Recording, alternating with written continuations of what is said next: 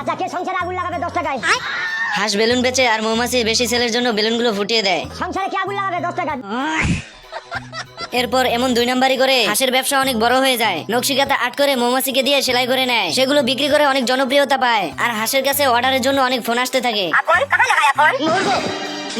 এদিকে মৌমাছি ডিজাইন সেলাই করতে করতে ক্লান্ত হয়ে পড়ে। মৌমাছিকে ক্লান্ত দেখে হাঁস আগে থেকে একটি ফুলের বাগান বানিয়ে রাখছিল, যাতে মৌমাছি টাটকা ফুলের মধু খেতে পারে। किस कलर की चड्डी पहने हो?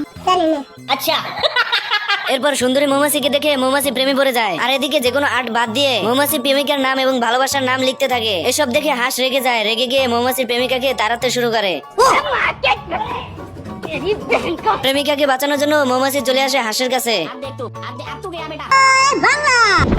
এভাবে হাঁস আর মৌমাছির বন্ধুত্ব নষ্ট হয়ে যায়। 2000 years. এরপর অনেক বছর কেটে যায়। হাঁস আর মৌমাছি বুড়ো হয়ে যায়। হাঁস মৌমাছির সঙ্গে দেখা করতে এসে যা দেখে, ইচ্ছা করতেছে জাপ দিয়ে কুয়ার মধ্যে পড়ি।